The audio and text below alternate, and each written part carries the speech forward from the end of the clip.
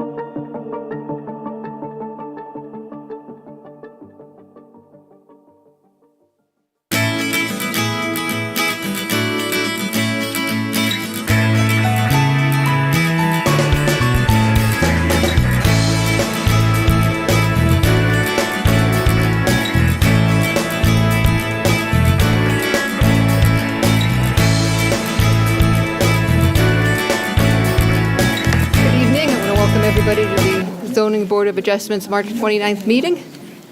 I'm Vice Chair Strolson Murphy. I'm going to be running the meeting tonight as our chair, Mr. Pryor, is actually in a butter to this project, so he cannot participate. Tonight we have Laura Davies to my right. To my immediate right is Teresa Page. My far left is Mark Lemos. Sorry if I said that wrong. No, you're fine. It's okay. Then Laura Montagno and Kevin Baum and myself. Madam Vice Chair, before we begin, I just want to disclose to the board and to the applicant that my parents are new residents of Riverwoods. I don't feel I need to recuse myself. I feel like I can be open and impartial in the deliberations. Thank you for letting everybody know. Before we get started, we have 6 members currently. Do we have anybody, one of the alternates, who's not willing to not vote on this matter? I will step up and not vote. Okay, great. So tonight's new business, I've already lost it, is the application from Riverwoods Company of Exeter for a variance from Article 4, Section 4.3, Schedule 2 to exceed the maximum height requirement in the R1 low-density residential district for the purpose of construction of a new health center building, and a variance from Article 6, Section 6.1.2D to permit parking in portions of the driveway within the required 100-foot landscape buffer.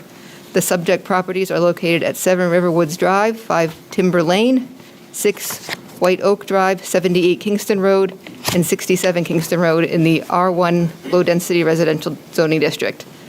Tax map parcels 97-23, 98-37, 80-18, 97-29, and 97-44, all now merged via voluntary lot merger, ZBA case 24-4. Sharon, would you like to start?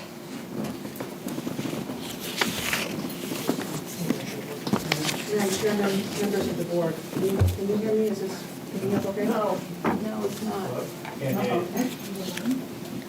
But that tends not, It's just for the recording. Oh, okay. see, So speak. boom, oh. We might have help. Here comes technical support. Thank you. Well, check. Okay, so it's not working. We're gonna get another microphone.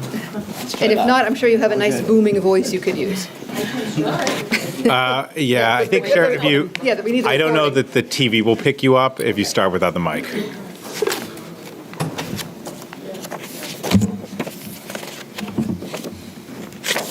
What do you want?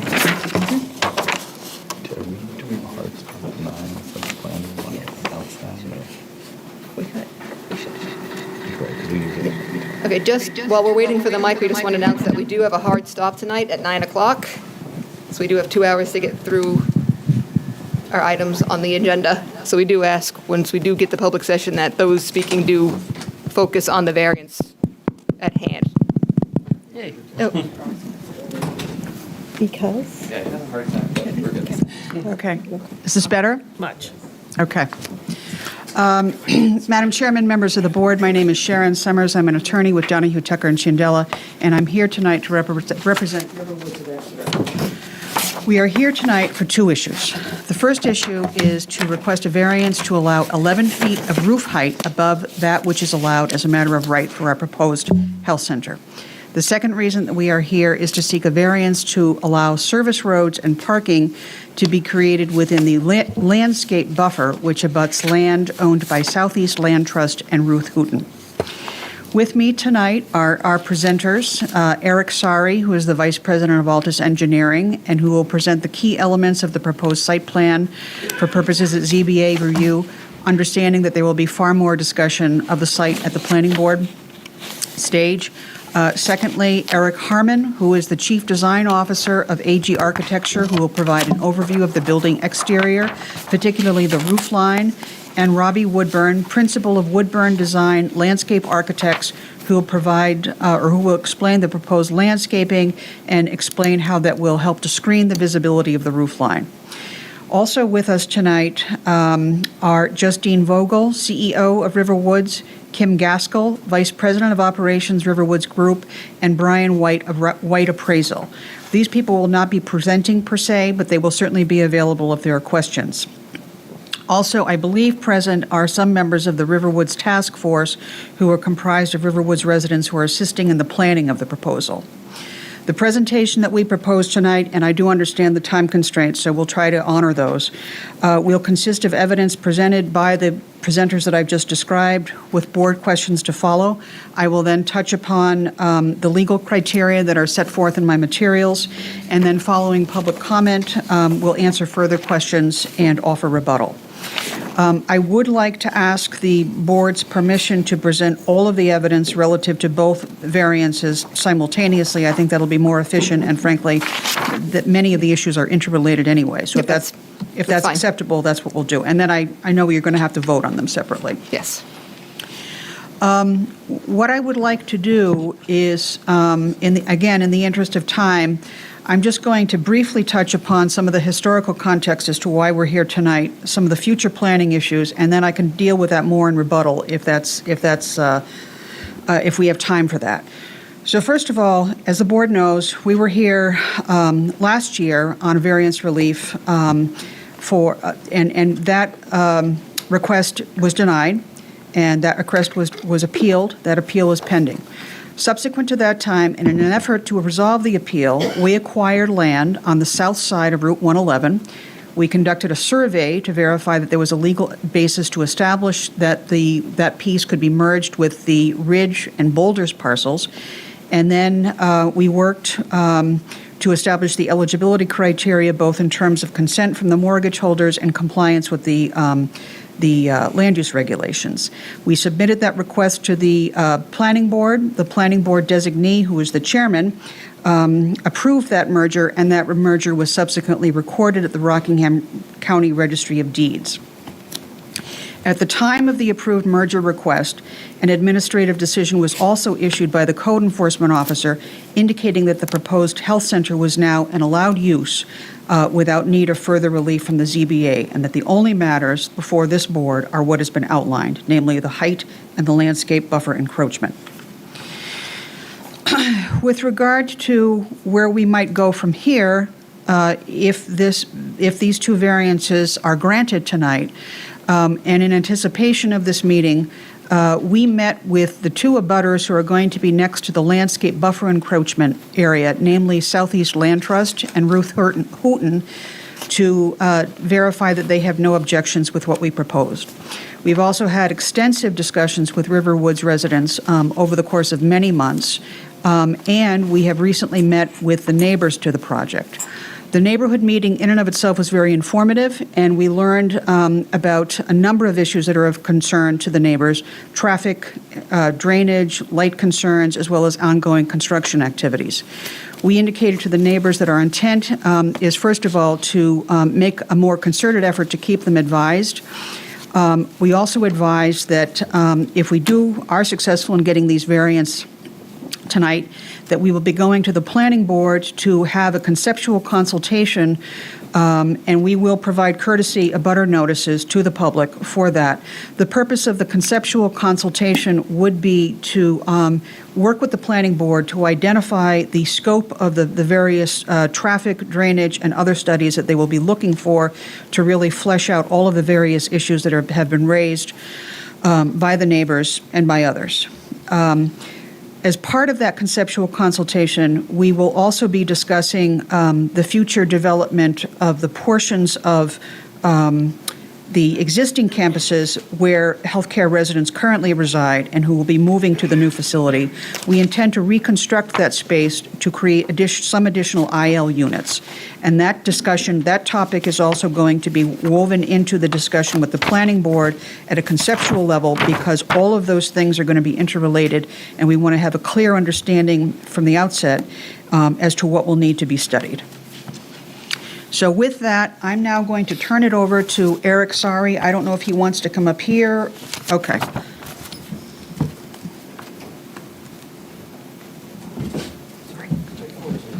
Yeah.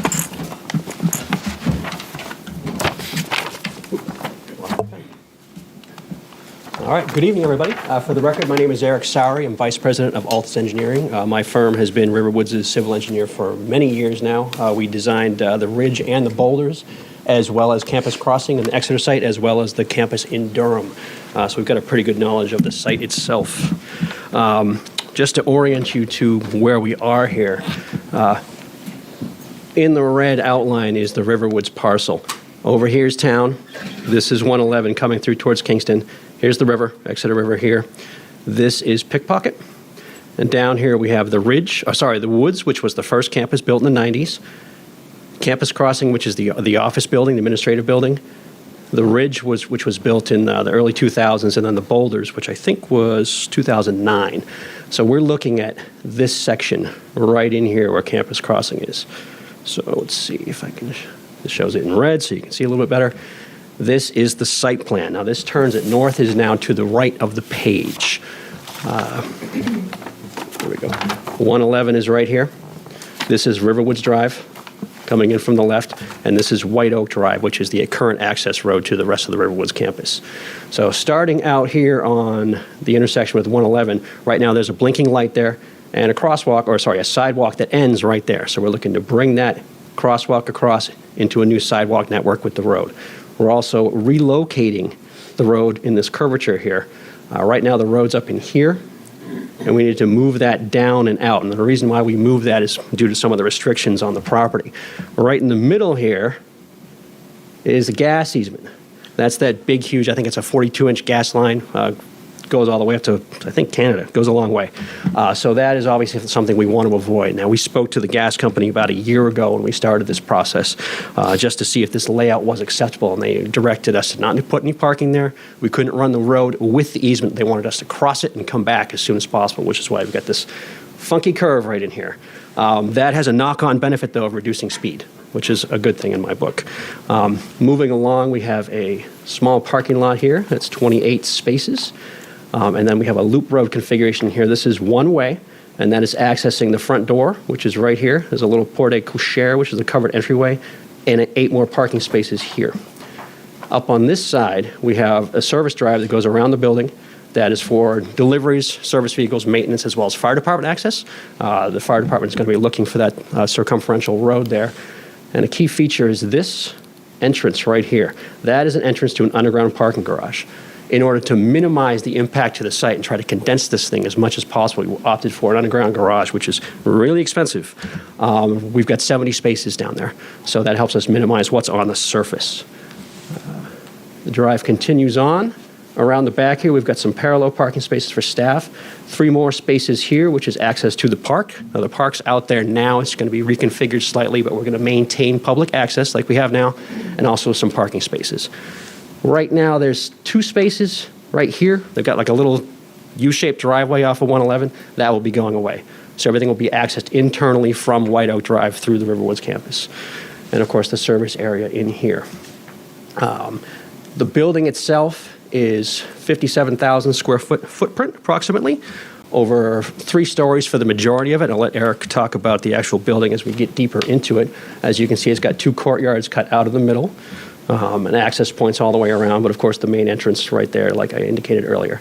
As far as buffer impacts, we've got this area right in here, as well as White Oak Drive and the little parking area right in here. A lot of White Oak Drive is already there. It's already in the buffer itself. This is existing, this section right in here. So it's already there. It's also an access road, so we believe it might not need to comply with the ordinance anyway, but we applied for it just to be safe to cover our bases. So we're left with the perimeter road on this side and the parking area. The site itself is a little tight. The gas easement is a real problem. It really drives what we can do there. It's safe to work around, but it's not something we really want to mess with. The gas company has a very robust construction process that we're going to have to follow, right down to the weights of our equipment, which is pretty extreme. So they're very careful about it, so I'm not worried about this at all. Speaking from experience, I worked around this gas line on a site up in Maine. We did blasting right next to it. So it's very safe. It's very easy to work with. It's not an issue, but we want to cross our T's and dot our I's as we work in there. We'll be putting no utilities across there at all, maybe some drainage, and that's it, just to minimize any disturbance in the easements. There's also a little bit of wetland through the middle here. These are isolated wetland pockets. They're very degraded. They've been impacted over a century. I mean, it used to be a farm field, essentially. It's had septic lines going across it. It's got footpaths across it. Not very good wetland. Down here's the good stuff. There's a stream channel that comes down here from the ridge and the boulders. And this is Mrs. Hooten's parcel here. So this wetland is a little higher value, and there's also a little pond in here. So we wanted to stay away from that as much as we could. The fixed access point is something that DOT will not allow us to move. That is not going to go anywhere. So we've got to sort of tie into that. We will be doing a comprehensive traffic study when we get to the planning board. DOT is going to require that because we will need a DOT permit. We do not anticipate at this time, though, any changes to the intersection. So the blinking lights that is there will stay. The signal should not turn into a full traffic signal or anything like that, as well as no lane changes. Let's see. Another issue, you can't see it on this plan, is topography. There's a 29-foot grade change across the site, which is kind of hard to deal with. So it forces us to condense this as much as possible. Now, in driving this design, we wanted to respect the front buffer as much as possible. So nothing is encroaching in that other than the park that's already there. So the park itself will be reconfigured, but it's already a park there, so there'll be a park there in the future. We had to stay out of the gas easement, so we pushed the entire building and the perimeter drive as close as we could. So we're touching it right there. It's as far as we can go, unfortunately. So that is a restriction inherent in the property. And on this side, you see this little L-shaped line there. That is an enhanced buffer that was done as part of the site plan review for Campus Crossing. It's basically a no-go zone where we can't put any parking lot or service road in there. That was an agreement with the planning board. It might be moot now, but we intend to respect that. So it leaves a very little. What did I do? All right, we're going with it. This triangular-shaped envelope right in here within which we need to fit the building, which Eric will go into a little bit farther. As we get to the planning process with the planning board, there'll be a comprehensive drainage study, full lighting plan, as I alluded to, the traffic, and this is going to be fully vetted by the town at planning board process, the town engineer, DPW. They're probably bringing a third-party engineer to review drainage and things like that, probably the traffic. DOT is going to look at traffic. We need an alteration of terrain permit from DES, so that'll look at the stormwater, and we'll also need a wetlands permit. So this thing is going to get reviewed very thoroughly once we get to that point. I think that's it for the site, so I think I can bring on Eric. Quick question, Eric, for you, just below the proposed parking area and the drive to it, are those existing stone walls? These that are right shown? here, those are retaining walls that are proposed, and they were put there to reduce wetland impact. So those are going to be new retained? Those are going to be new, yes. It saves me a little bit of wetland here, and it saves me from touching this higher value wetland. Can you repeat what you said about the planning board placing some kind of limit? I did not. Yeah, there's fully this catch that. little L-shaped line here. That showed up on the plans for Campus Crossing, which is the admin building that will be raised. It was put in as a condition. Basically said this is a no-go zone. You can't encroach closer to the wetlands. It's fine by us anyway. That's a steep slope that we don't want to touch. My opinion is that it might not be applicable anymore because Campus Crossing is going away, so therefore the site plan is gone with it, but we intend to respect that line anyway. Just to be very clear about that. So we're going to hold that. Thank you. What's the direction of the grade? Everything slopes towards the bottom for the most part. There's a little section in here that does drain. There's a culvert that goes across right in Grant Murray's front yard. A little bit back to this wetland off-site that goes across into Mr. Goodenough's land.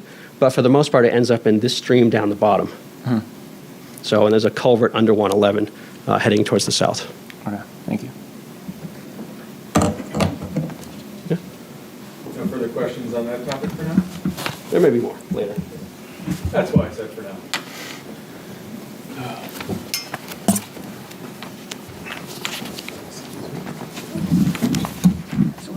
It is a little tight.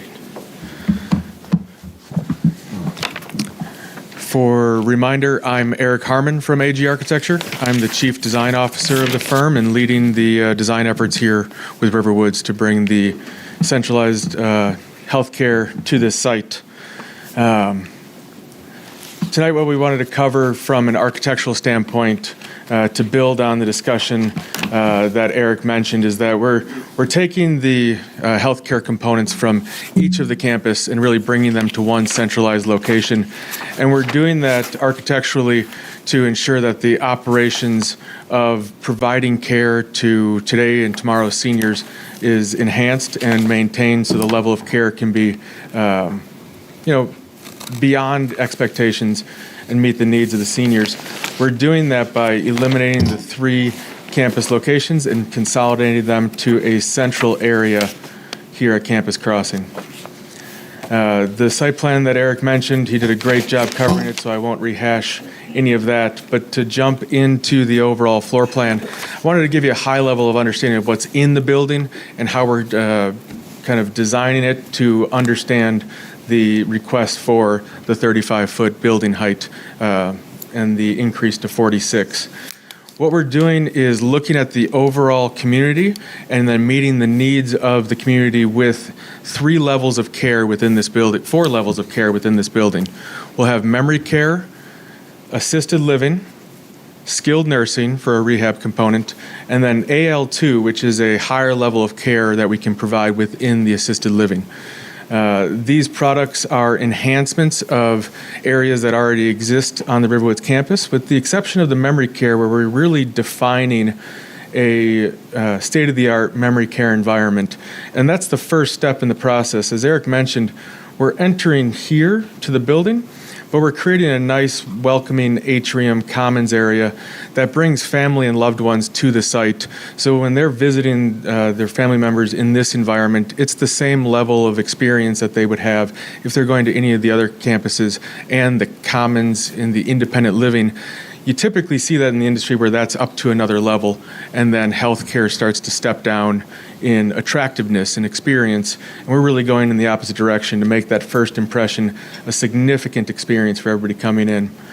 The memory care off to the right here is an enclosed loop which allows for the care to be given in a 2-household manner, where each of these households are equal on both sides, but then the residents get a free wandering loop around a centralized courtyard. So they get that controlled access to the interior courtyard. No worries of elopement or challenging behavior where you might run the risk of residents trying to leave the premises. That's really the driver for this end of the building, is defining that memory care environment and that courtyard. If this courtyard is the private area, when we come over here in the blue, you're seeing the assisted living residents. You can think of that as independent living with some care. So that level of resident will be more active. You'll see them out in the common areas more, and that's why on this first floor, we were able to bring 13 of those units down to this level, and then give everybody a shared access to this enclosed courtyard. All in all, a lot of the programming for this building will happen within the building footprint and within those courtyards, so you're not getting a lot of experience outside impacting the sidewalks or the roadways. The units themselves, to speak to the differences, you're looking at the left image here, where that's a current skilled unit at the ridge. It's 290 square feet. What we're offering in this design is a 400 square foot unit. And that, again, goes to kind of the level of expectations and the level of experiences that these residents can have. Picture a small bedroom and having visitors within that space. There's not a spot to comfortably sit and have a conversation with a loved one in the existing unit. The focal point is at a head wall with a closet. So the experience within the unit, let alone the social space, is a little less than desirable. But as times have come, as Eric mentioned from the original construction, healthcare has evolved in the senior environment. What we're proposing is to increase the square footage of not only the memory care, but also the skilled and AL2 units, as well as the assisted living, so that a loved one can come and visit and you can sit in conversation and you can leave the bed and have comfortable relations between two people in this space. And then additionally, you're seeing the opportunity for a kitchen to be within each of these units, distinctly different than the existing. And then lastly, from a care level, direct access and visibility to the bathroom. A lot of studies and education has happened in the senior environment over the last 20 years about the importance of not walking around a corner or having an obstacle between you and the necessities of a restroom. Going beyond the first floor, this is just a quick shot of what those units look like. But once you get up to the second floor, you're seeing that same footprint. We're going from the 24 memory care to 20 skilled nursing rehab. This is laid out efficiently, again with the same loop, common space, access to the courtyard. Incredibly important that they are directly adjacent to that commons and dining space along with the AL. So this is the second floor of those AL units. Again, independent living with services, they're able to go up and down elevators, navigate in and out of the households a little bit easier, where the rest of the areas need to be a little bit more confined. Stepping up to what that unit might look like, we're looking at 930 square feet for a two-bedroom, upwards of 650 square feet for a one-bedroom. Those are the areas that you were seeing in independent living when the Woods was constructed, distinctly different than the current assisted living. And then the top floor and the third floor goes to design where it's the AL2, so this is the highest level of care being provided in the AL environment. And we're designing it in a 3-household configuration, where these 3 households all meet in the middle at the socialization and dining space. All of the residents within this environment will be able to come together for dining, but then have distinctly different spaces for activities, socialization, living rooms, game rooms, and other socialization opportunities on each of the households. During the neighborhood meeting, we had the opportunity to get some feedback and receive some questions, and I thought having this plan was important because during the planning process, one of the things that we looked at was to take the footprint and the area of the building closest to White Oak Drive and the highway and step that down so that that would be the two-story experience for this building in lieu of the area over here where the end result was to do it. And when we were going down that path, we went down and looked at it from an operational standpoint, and that's really where the adjustment came.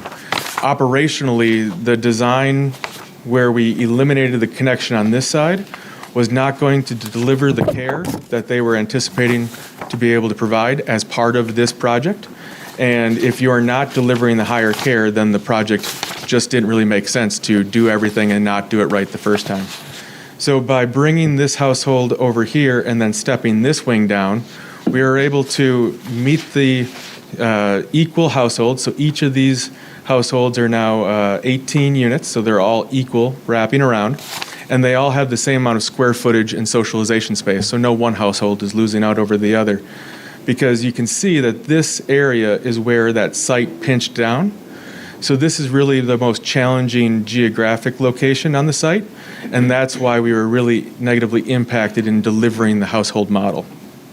So that's where that ended up being the step-down configuration. And then as we looked at the overall screening and what Robbie will show later in the plans, we recognized that really whether it was a two-story or a three-story, the impact to the adjacent property owners are really not going to be significant once we landscape and show the building design. The overall footprint is 158,000 square feet on the healthcare floors. That was a discussion during the neighborhood meeting, and I think it's critical to identify that that square footage for 158,000 is 11,000 square feet total more than the three healthcare buildings that exist on the three sites already. So we're going to be centralizing the services and the healthcare, but not increasing the amount of traffic or impact to the adjacency because everybody will still come to that existing White Oaks Drive intersection, and instead of diverting and going towards the other three campuses, they will all stop at this location in generally the same amount of square footage. As Eric mentioned, the parking garage sits below grade, so we're able to take advantage of that footprint underneath to offer those 70 parking stalls and alleviate some of the pressure for the parking on site.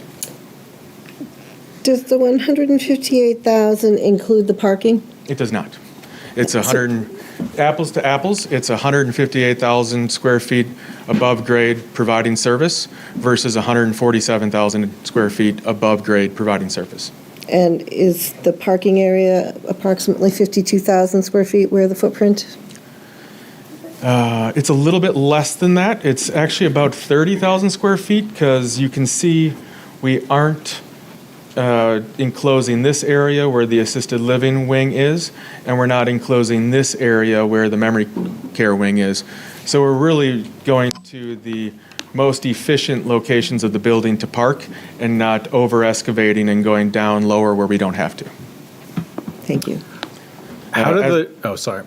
Eric mentioned that the slope of the site is lower over in this corner, and that's how we're getting access into that parking garage. So we will have to do some cutting and then filling up adjacent to the building, but this is the most efficient access point because we don't have to cut into grade to get into there.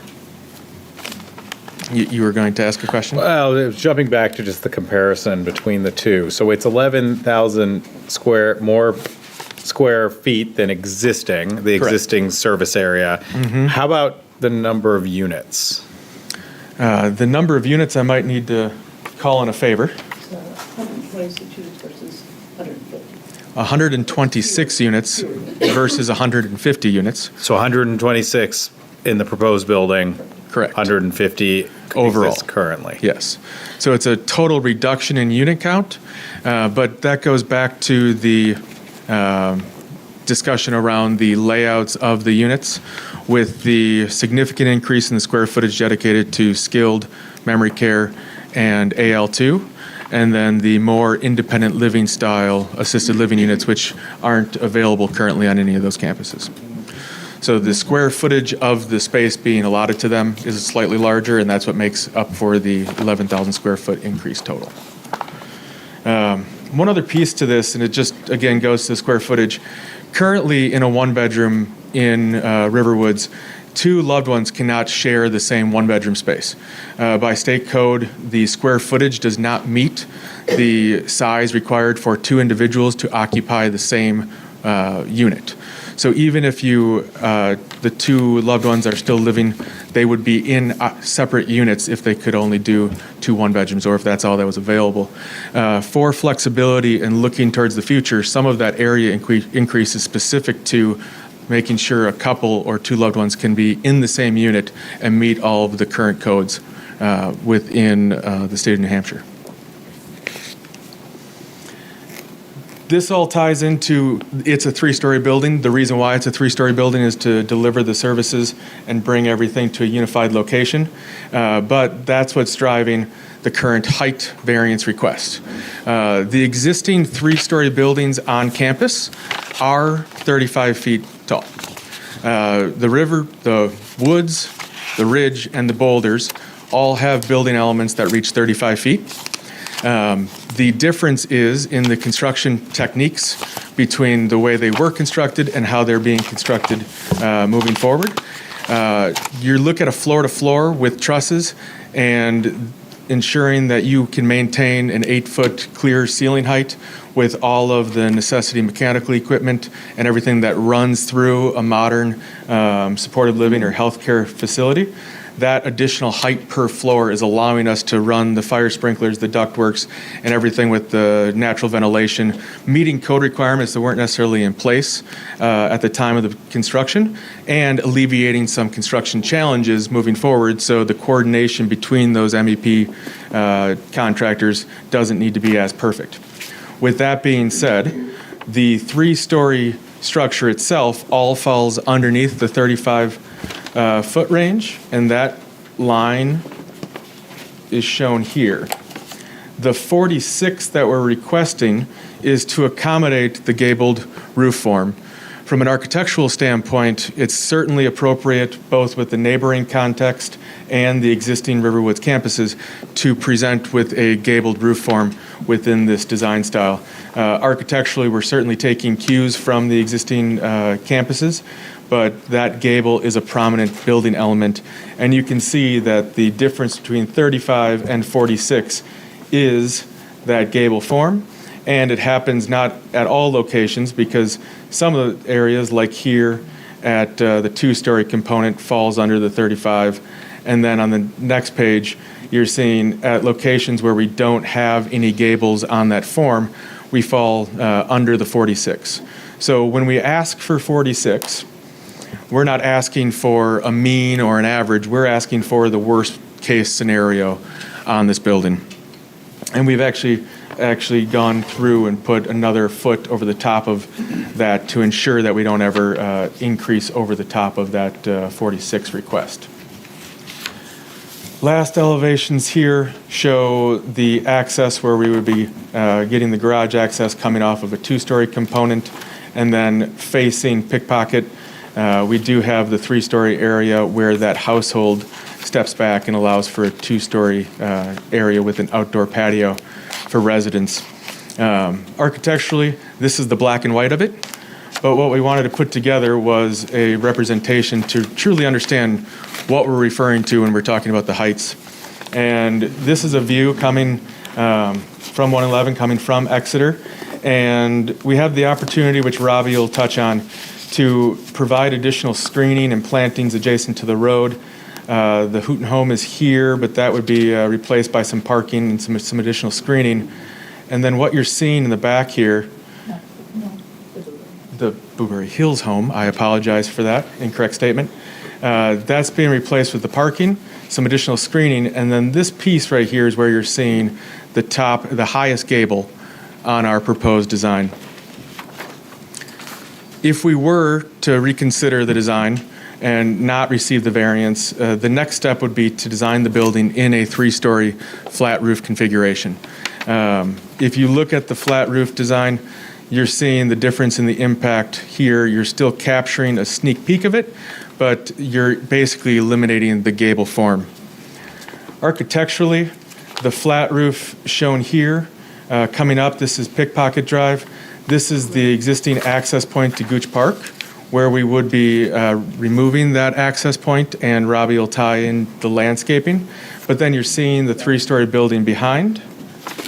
If you were to go with the pitched roof version, that's what our expected view would look like.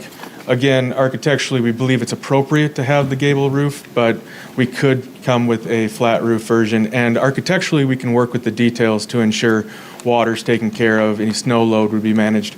But character-wise, we would see it differently from a pitched roof version.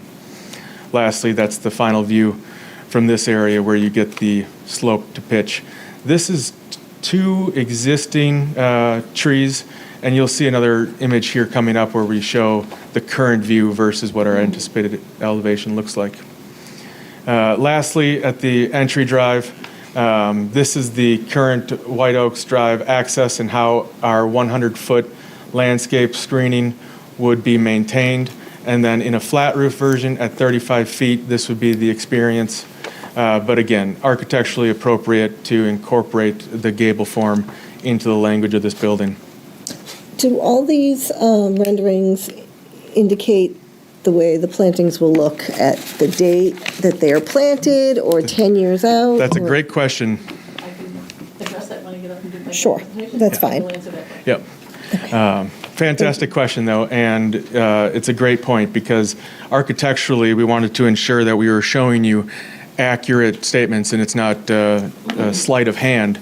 So all of the building renderings and the landscaping, we've double-checked with the heights and the existing grades.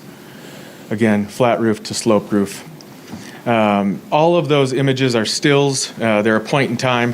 What we put together was an animation to show the overall impact coming from each direction. Just to narrate, this is coming up on Pickpocket Drive, which is coming to the road, which is coming from the left.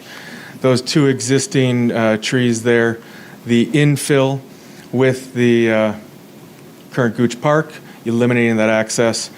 This is representative of the rendering that we just showed. This is the 100-foot landscape buffer. As Eric mentioned, we're holding that. We're not impacting that landscape buffer, so the view from the street will still remain heavily landscaped. Coming here through the intersection, working down the road, because of your orientation and the angle of approach, you really don't pick up on the building there to the left. You caught a sneak peek at it, but I think this gives you the same general experience as the previous view. This next view coming up is looking from the opposite direction, and this is where you're coming from Exeter. We've got the additional plantings and screenings, and then because this is not a point in time, you do capture some of the building in the background on the right there. This existing condition with the white fence, where we've matched the existing roadway and the curvature along with the grade. We've been using Google Earth to refine the grades, but we also have some additional topography detail. Coming up here, we're going to turn right onto White Oak Drive, and this is really the first time where you're going to see that building and the difference here, where you've turned the corner, you've got the pear trees, the landscape buffer, some undergrowth that Robbie will touch on. Once you make the turn, that's where the 3-story building comes into view. We've got the parking to the right with a nice landscaping area around it. If you were to continue on, the supportive living for the ridge and boulders would be beyond. They would be relocated to this location. The 2-story component that we've touched on, and then finally the entry. And as we've mentioned, we've really tried to build this up from a design to match the expectations of the IL experience. That's the end of kind of the animation and renderings, but Robbie can answer the question that was requested based on these 2 slides.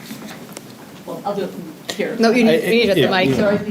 It doesn't pick up on the video. And Robbie, if you would also, the follow-up question, I'll just tee it up in advance, is if you could, to the extent you can, just distinguish between what's existing and what's proposed. No worries. So in these pictures, we had this question specifically asked to us at the neighborhood meeting last week, and I'm Robbie Woodburn, Woodburn and Company Landscape Architecture.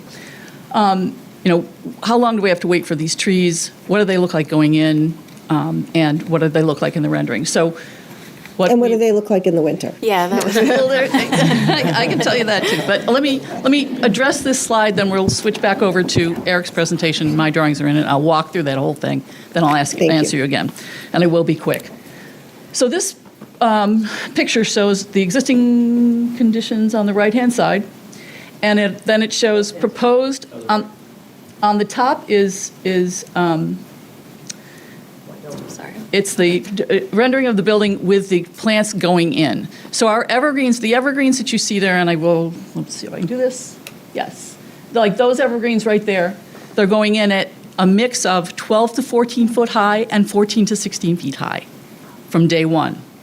It's a very strong move to go that big with plant material right off the bat, but I felt when I looked at it that I would hear exactly what I heard from the neighbors, and we need to soften the building, screen it to the extent we can. We're still proud of this building, we love this building, but we also know we need to consider the impact on the neighborhood. The rendering on the bottom shows it 3 years down the road, and approximately I anticipate that the evergreens would be about 3 feet taller. It is negligible impact between those two photos. 3 feet is not that much when you're considering what starts out as a 16-foot tree. But that was the question, and so that's my answer. In this view here, and I'll show it again on the plan, right in here, we're going to take out a couple of those pairs and put in some more evergreens, and those are the 12 to 14 and 14 to 16-foot evergreens. And we show it here as well. Not necessarily, especially in this view, not necessarily to block out the building, but certainly to soften it. If you can switch, Eric, can you switch over to your, oh, sorry, my bad. Same thing at the other end by the park. This is a view with the trees and building right after installation, and this is the one at the bottom is 3 years down the road. So they'll be bigger and fuller, but the initial installation, because they're so big, and the angle that you'll be looking at the building cuts off a good hunk of the building. Similar to is the one on the left how it currently looks? Yeah, Okay. yeah, so you can see, well, that's not what I wanted to do, sorry. Okay. You can see right here, those are a group of pines and spruces. They're very big, they're going to stay. And although we love to be as high as that, we obviously can't put trees in like that, so we went as large as we could to fill that opening where the existing parking is right now. So we are going to, well, I'll say this when I show my plan, but we're going to take that new plant material, weave it in between the plants that are there now, and provide a thick visual buffer that is evergreens year-round. And the building rendering, is that the building rendering in the back there? Is Correct. that the gabled roof? That's the gabled roof. Okay, thank Yeah. you. Eric, can I have your thing? So while they're doing that, as we've already stated, really, my job as a landscape architect is to create a plan that serves the Riverwoods community, but also the community at large. We do this by softening the architecture and screening it from the road as much as possible. In that screening helps us maintain sort of the rural character of that roadway, and we think minimizes impacts on the neighbors.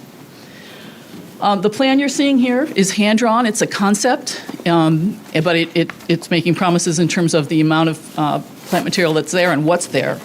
But we will be adjusting as we hear information tonight. But so here's the location of the existing park. The building overlaps part of the park, so we're taking the park uses and consolidating them.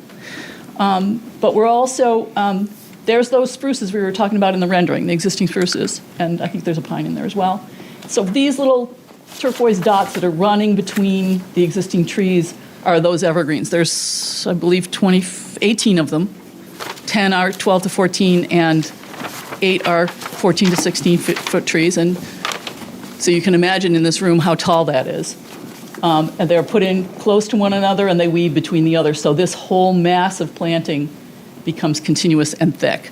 Additionally, underneath and in front of those spruces right there, when you're on the road and you can look underneath them, right, you can see that field beyond, we've added a planting of 3 to 4 foot high rhododendron maximums, which are the rhododendrons that the deer don't generally eat.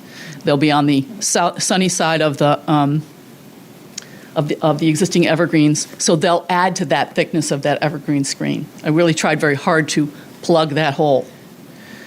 And you can see how we've reconfigured the park to move the raised beds off to the side, consolidate the 2 pickleball courts, upgrade them for better use, taking the existing gazebo and moving it to this location, and working around the existing trees that are there to enhance them and provide walking. And so it's just as nice of a park, it's just consolidated.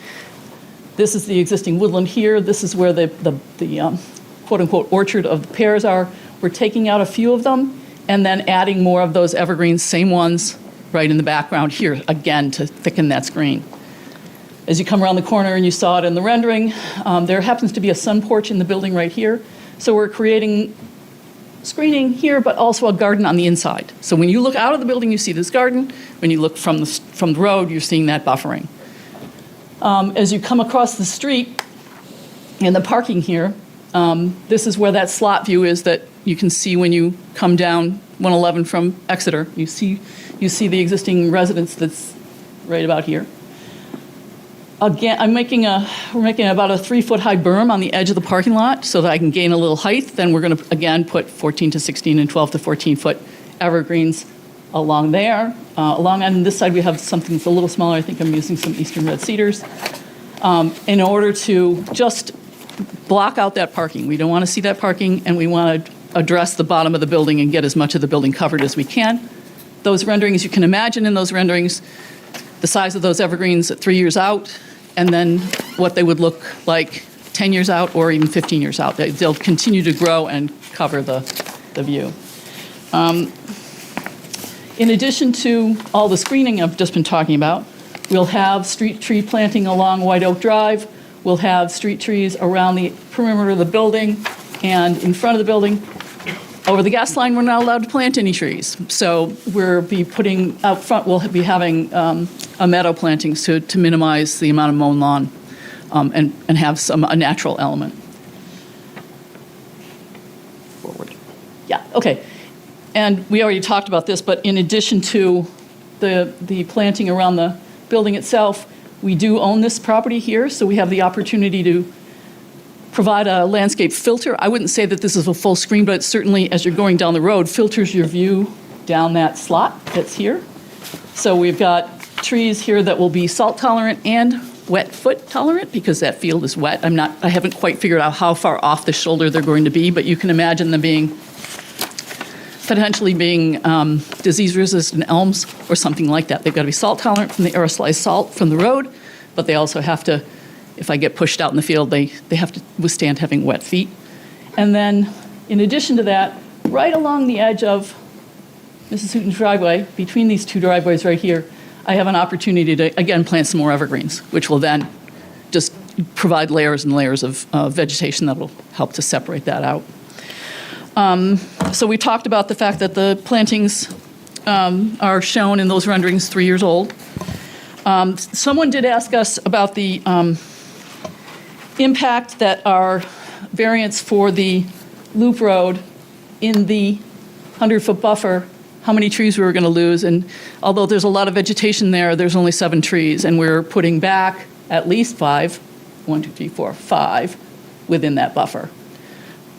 4 within that buffer. And that may change and have more effect over time. I just have to get real with it because obviously this is a concept. The other question that I wanted to answer, I guess maybe I already did. Sorry, Robbie, actually, would you just repeat that so I have a better understanding of what is being replaced by the loop road? See, there's the 100-foot buffer, right? Mm-hmm. And the loop road's going through the buffer. And the question was, well, how many trees are you taking down out of that landscape buffer? And if you go out there, a lot of this is scrubby plant material and not trees. We had the trees surveyed, and there are 7 that are coming out. And we're planting 1, 2, 3, 4 new ones. I thought I had a 5th one, but I guess I don't. 4 trees in the buffer there. Obviously, we're planting more in the park, but yeah. And the thought is that they'll be planted on the interior side of the loop road to soften the face of the building. Yeah. For the existing trees in the front, the pines, the ones that are particularly the big spruces tall. here, these? Yeah. Yeah. Has there been any assessment of the health of those trees? Just That's a very good being question. a person who lost one recently to a I didn't woodpecker. get up and climb in them, but I will have an arborist come out and take a look. They look in good health to me, but I haven't been critical of it. Usually when I look at a tree, I'll go, ugh. But I didn't get that feeling, but I wasn't specifically looking at it, and that's a very good question, especially because of the construction that'll be happening next to it. And the dog park will Yes. be moved there. So Yes. now they will have new construction right around Yeah, their the roots. dog park construction is pretty low-key, fencing and a surface. That's another reason why those rhododendrons are planted right here, is because I want to screen that and buffer it buffer the dog park from the street. From what I've been told, and it's only anecdotal, I have no statistics or data, but for people in the administration building tell me that dog park has not been used very much. That people do use it, residents use it, but it's not to the extent that you see other dog parks being used. But we're cognizant of the fact that we need to buffer that and soften it from the street for sure. The trees you're planning on using, I know this is conceptual Yeah. as opposed to actually going down there. Are they native trees or are they just? That's a very good question as well. 'Cause- Because we want to have evergreens that grow quickly, evergreens that are friendly to one another and can grow together without losing their limbs. Yeah. And you know how that happens with quite a bit of evergreens. I'm suggesting using western red cedars. They're native to the United States, but certainly not to the East Coast. Yeah. They're used all over the East Coast. They also have the added benefit of being deer tolerant. Now, I say tolerant because the deer will eat anything they want to, but for the most part, green giant western red cedars don't get munched on. So that's why we're using those. And down in this buffer here where I had the opportunity and a little more space, I'm using some white spruce as well because I really wanted to bring in natives, and I would prefer the green giant western red cedars are used as a substitute for hemlock because we can't use hemlock anymore because of the woolly adelgid. I do not plant it. Yeah. So it's our go-to substitute for it, and yes, it is not a native. Okay. It's kind of a native, but not really. I'm going to get into it. But it is, and neither are the spruces, the existing spruces that are there. A lot of the material in this area isn't necessarily native, but ornamental. I'd love to be able to have a hemlock substitute that was native, but I don't have that choice. And I'm also aware that, and I'm going to be working towards this, that I don't want to do a monoculture. I don't want to do all of one species. But in terms of those screen plants that are filling that hole and that are going to grow together well and be dense, that's why I'm using the western red cedars. I think. Is there any worry about them outshading the native trees that are No. down sun from them? No. All right. Yeah. So there was another question about construction and, when are we going to see those trees come in? Because I don't want to wait. So I can't give a definitive answer for that yet, but I know I will work with the construction managers to in the effort to where we can plant that stuff early, so it's growing during the construction phase. We have to get irrigation to them, and we'll need to do a new irrigation well, and that'll come. There's timing in that, but it's something we're cognizant of and would like to work towards.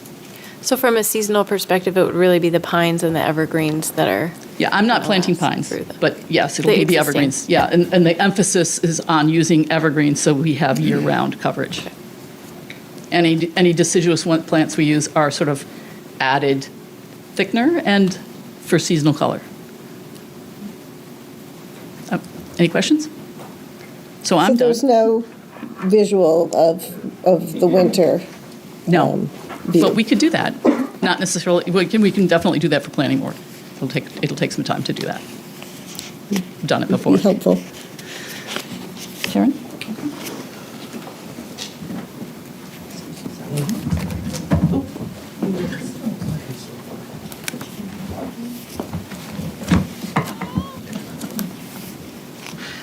Okay. All right. I'm going to review the variance criteria, hopefully in 5 minutes, so that we can move on to the abutter comments and stick to our time frame.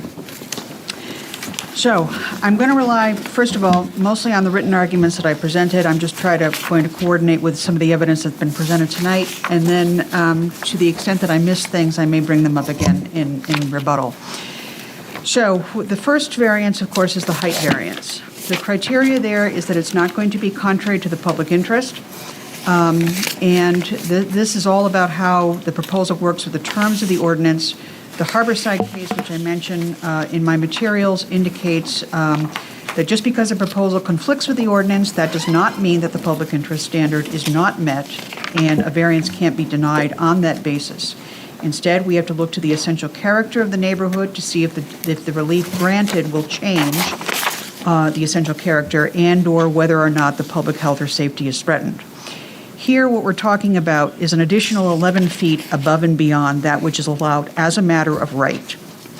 The evidence that was presented tonight quite convincingly by Eric Harmon was that the essential character of the neighborhood consists of, in the case of Riverwoods buildings, 35-foot, three-story buildings, and in general, the neighborhood, including the Riverwoods buildings, contains gabled roofs, not flat roofs. And so in that sense, the essential character of the neighborhood will not be altered by adding 11 feet above and beyond that which is allowed as a matter of right. There's certainly no threat to the public health, welfare, and safety as a result of adding the 11 feet. The spirit and intent, we know from case law, is coexistent with the public interest criteria, so I'm not going to go into that. The substantial justice criteria for the height has to do with whether or not a loss to the public, or there will be a loss to the public if the variance is denied, and whether that loss is going to be outweighed by a gain to the public.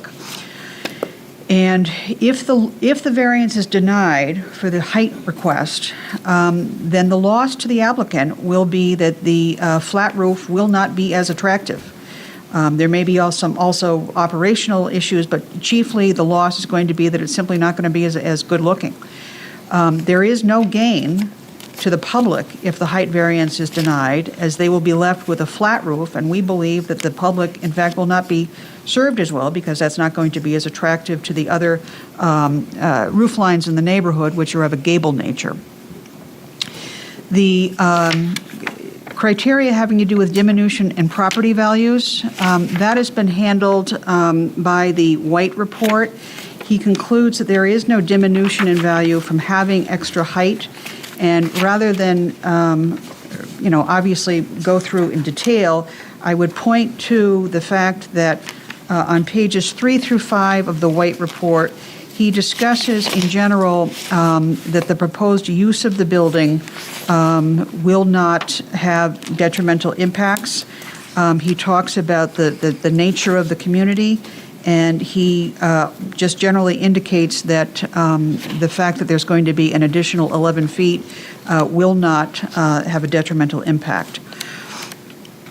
The literal enforcement of the ordinance results in unnecessary hardship. As the board knows, the statute requiring this, the statute requires that a showing that literal enforcement of the ordinance would result in unnecessary hardship, and we do that by providing evidence on 3 criteria. And if the evidence on those 3 criteria doesn't exist, then we can show that an unnecessary hardship will be found only if, due to special conditions of the property, that it can't be reasonably used in strict conformance with the ordinance. Now, you only reach that second piece of the analysis if you can't provide evidence on the 3 criteria. So what we are saying tonight, based upon the evidence that we have provided to you, is that we meet the 3 criteria, and therefore you do not even need to reach the issue of whether or not the special conditions prevent a reasonable use of the property. So, and again, hearkening back to the Harborside case and the Malachi case that I reference in my materials, the case law is very clear that a request for a variance does not in and of itself form the basis of a denial of a variance, and I would ask you to be mindful of that. Very quickly, the three criteria for the height variance are that there are special conditions of the property, there's a fair and substantial relationship between the public purpose of the ordinance and the application of the ordinance to the building, and the proposal is reasonable. So with regard to the special conditions, the sheer size of the land area that we're talking about, this constitutes the largest property in the neighborhood, and the Harborside case explicitly accounts for the factor and allows for the consideration of what the property is used for. The evidence shows tonight that we propose to include a three-story building, which is allowed as a matter of right to provide health care for residents.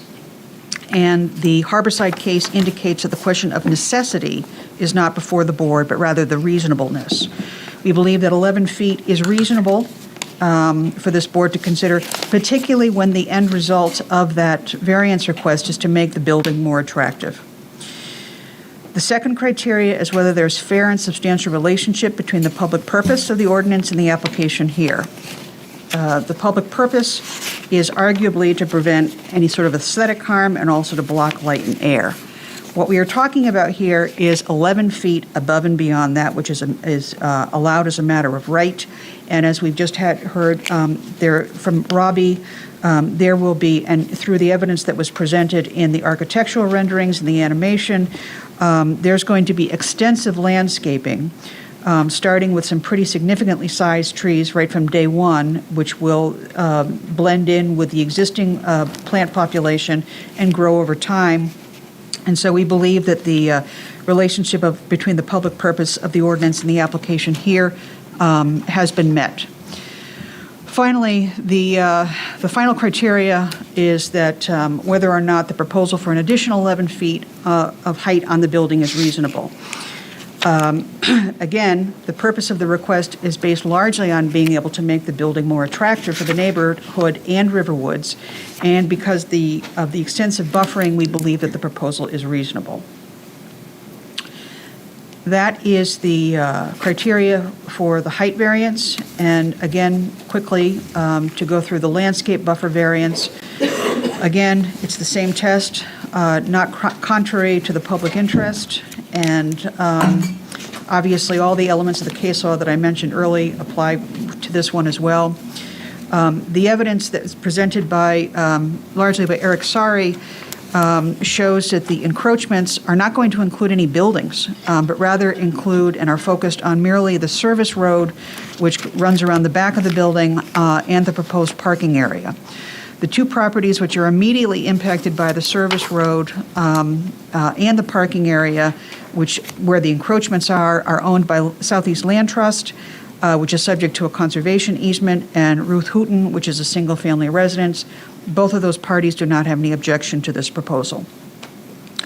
Evidence shows that the proposed landscaping and trees will ensure that the chief objective of the ordinance, which is to prevent impacts to neighboring properties, will still be met because the service road and the parking area will be largely screened from view. We also, and this has been mentioned in the White Report too, we don't believe that there's going to be impacts due to noise from these encroachments. The service road is going to be used largely in the daytime for fire needs and service deliveries, very minimal usage. The parking will be used by staff and visitors. And also, with regard to the White Oak Drive, as Eric Sari alluded to, this is an access road. And technically, under the ordinance, that is not even required to be dealt with in terms of the encroachments into the landscaping buffer. But we wanted to include that just to be cautious and conservative. The evidence, I think, that he presented quite clearly was the fact that we are moving White Oak Drive purely to accommodate the needs of the gas company. So it is not something that we are doing of our own measure. Spirit intent, again, is covered in the same criteria.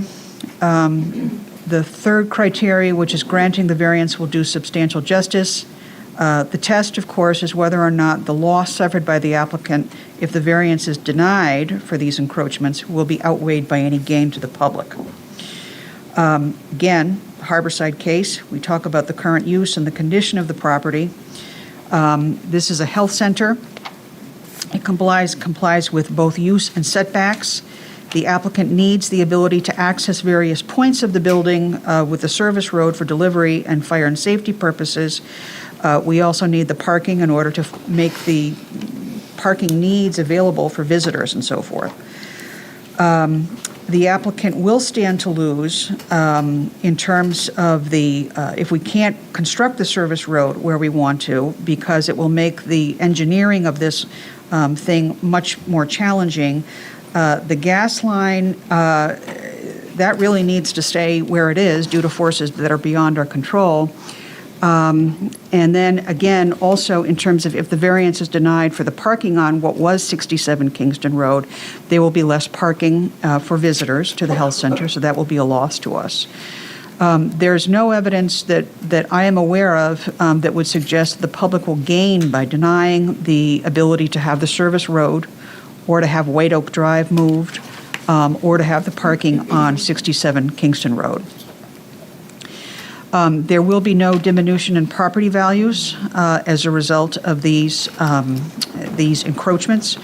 The page 5 and 6 of the White Appraisal Report confirms that fact, and in reaching that conclusion, Mr. White confirms that while there are no exact comparables for this type of encroachment, that exercising a certain degree of common sense formed the basis of his analysis.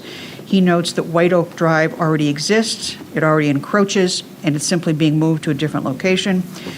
He notes that the building itself will not encroach into the buffer, and that the properties that are most greatly impacted are conservation land and land to the east, which is owned by Mrs. Hooton, which have natural buffering.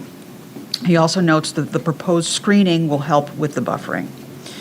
Finally, with regard to hardship, this is really very similar to the discussion that we had a moment ago about the height.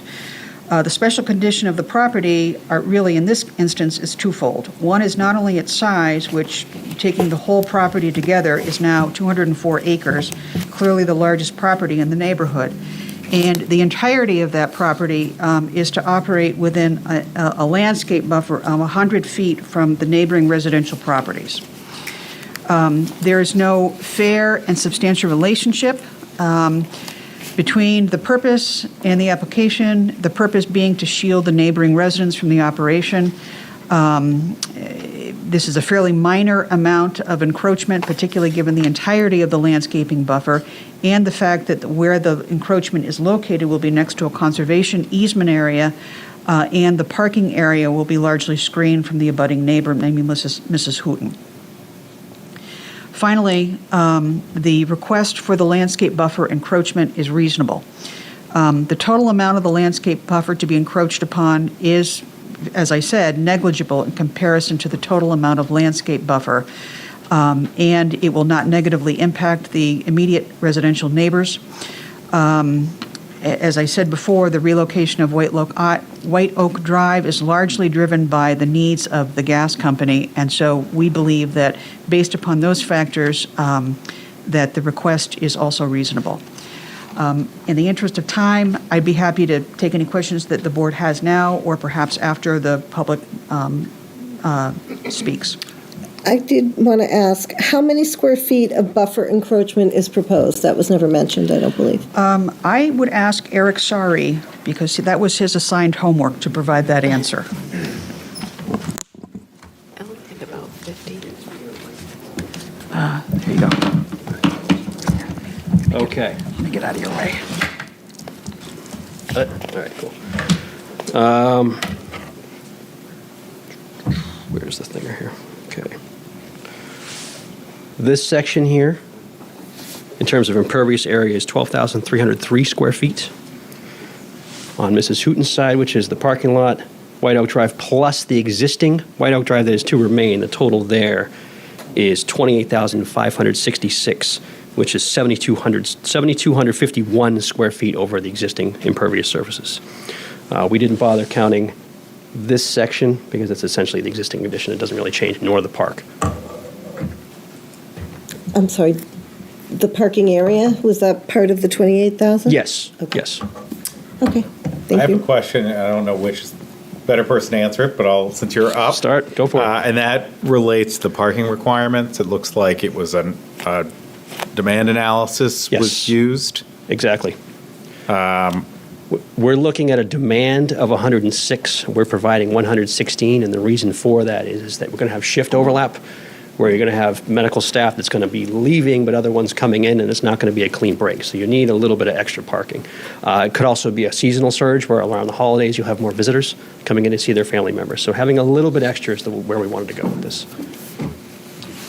And do you anticipate, obviously then you don't anticipate any discussion with the planning board about any reduction in parking? I mean, we'd rather Proposed not. on I mean, if the planning board pushes us in that direction, but I think that what we've got is a comfortable fit. Anything less is going to start to cause problems, I think, from an operational standpoint. And I had another question for you as Keep 'em well, coming. which is just to get a sense of the elevation change. You mentioned that it drops down pretty significantly. Yes. I guess, is that across the whole area? And I'm trying to get a sense of how that affects the elevation. Yep. Right in the middle, we're about elevation 79, 75 over here. This drops down into the 50s, as well as this whole perimeter here. So this point is about 12 feet higher than this point. Okay. How about across the building? I'm trying to get a sense of the building height. Across the and how- building, it's probably a 4-foot change at the most. It's Okay. actually, there's a nice little plateau there, but once you step off that, it drops off significantly. Okay. So the elevation being requested is measured, that's maximum elevation from lowest elevation to the highest. To the highest peak, plus a little cushion, just to be safe. Okay, thank you. So, I had a question, I don't know, sorry, again, you're up, so I'm Hey, asking. why not? In the proposal, I noted it said 11 parking spaces were going to be encroaching. I'm counting 16 at the most, I think that's referring to just there, just there. not including the 7. No, and above. there's 7 more in the back here. Got it, so it's going to be, in total, In total, it'd be 16. it'll yeah. be more than, okay, at the least. Have you guys done any, I know it's planning board and stuff like that, but have you done any environmental impact studies or anything? Have you we- talked to the Department of Environmental Services? We haven't or- gotten that far yet. I Okay. know the wetland impact is probably going to be about 20,000 square feet. That's my guesstimate, and that's less than it could be. As I mentioned before, we had some retaining walls, so this has sort of reduced that encroachment. Yeah. So we'll have that impact, and of course, once we get through this process, we'll interface with wetlands and alteration of terrain to have a pre-application meeting. Okay. We've done some geotechnical analysis to look at the soils, and that's about it. Versus like total runoff of the entire proposed Well, we've structure and modeled this service. whole thing to death with the prior campuses, with the Ridge and the Boulder, so we have a lot of existing data. But Okay. as far as proposed for this particular application, we haven't gotten to that point yet. Okay. So I anticipate we're going to meet the regulations, which will be a decrease in peak rates, plus all the treatment criteria that we have to do for the state. Yeah. The You go ahead. final question, which is probably not for you, but overall, trying to get a sense of what the thinking was around siting. Obviously, it's a very large parcel. Yep. There's a lot of area. There's a lot of area available. And so I wanted to get the sense, and part of it is when the prior application, pre-merger, it was mistaken on my part, but I had the impression that that this building would be located more centrally in between the two campuses. So, so just trying to get a sense of why the building needs to be where, or why the building is proposed to be where it is on the campus. One of the drivers is that all 3 campuses have significant conservation easements on them. All around the perimeters, it's all protected land. We can't touch it. We can't move it. We can't do anything with it. That's locked up forever. So that really restricts what we can do. We looked at several other locations on campus, or on all 3 campuses. This one seemed to meet all the criteria to have the amount of area that we need to bring all the space and all the personnel and all the residents into one building. And it's also centrally located to all 3. But I think Sharon wants to add to that if possible. That's fine? Okay. I got it. Okay. Thank you. You're welcome. Anybody have anything else? So is this increasing the total amount of people you can serve? And I'm not sure if you're even the correct person to ask about that. That's not me. Okay. Do you want to?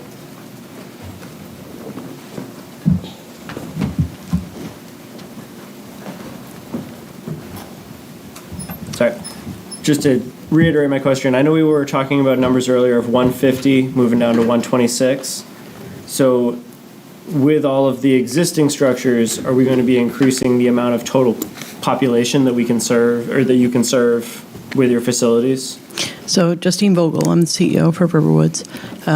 The health center will actually be reducing the number of units, and that is a product of the fact that we have more than we need today.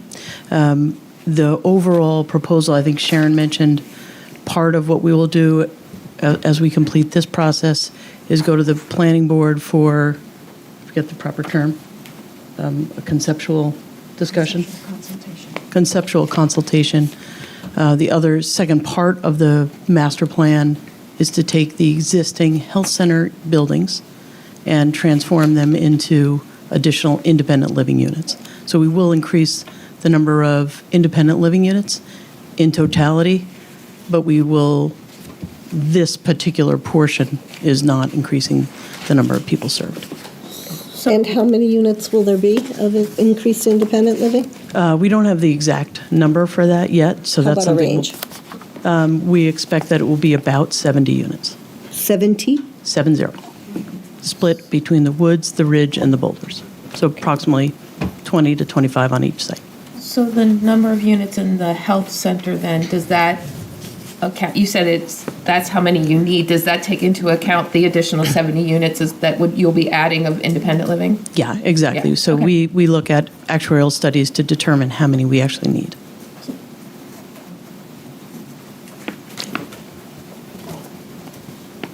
Everybody? I think unless there are any other questions, we are finished with our presentation, and we would just ask to speak again after the public comment session. I guess I'm going to open public session, but before we do that, I just want everybody to be aware that the ZBA is aware of a pending litigation involving the merger of the approved Riverwoods at Exeter. The ZBA is also aware that the outcome of the litigation may impact the development. However, the ZBA does not consider the pending litigation relevant to the limited issues presented in this case, which are the variances being requested. The ZBA takes no position regarding the merger. So that being said, when you come up to speak, please let us know your name, where you live, and keep your comments focused to the two variances and short, because we have, Can you give us more time, please? The 8 hour and a half. There's a lot of people there. You can't follow we have a the hard, focus at 9 o'clock. if we can't get through everybody, we can move to hear this again later. Yeah, but we're hyped up now. We're gonna lose the moment. You know what we- I'm saying? Come on. I just found out about this last week. They've had 2 years. Everyone will have a chance to speak. I said it. Yeah, I said, it has to do with me. I have to leave at 9. I have no choice, but everyone will get a chance to speak. And if it means a continuation, it'll mean a continuation. Madam Chair, members of the board, good evening. My name's Bob Pryor. I live at 16 Pickpocket Road. I am in a butter of Riverwoods. I'd love to go on at great length about whether I feel this building is even necessary or not, but I'm not going to do that in the interest of the constraints that we're placed under. I would draw your attention to Article 6 of the zoning ordinances, specifically Section 6.1.2. It's on page 6-1. If you'll allow me to read. It says, "A landscape buffer having a minimum depth of 100 feet shall be provided between any proposed structure and the perimeter of the property in order to provide an adequate division or transition from abutting land uses." It says nothing in there about, obviously I'm addressing primarily the landscape variance that's being requested. It says nothing in there about a dog park being vegetated buffer. It says nothing in there about a pickleball court or a road or a parking spot being part of a vegetative buffer. They make light of the incursions into the buffer.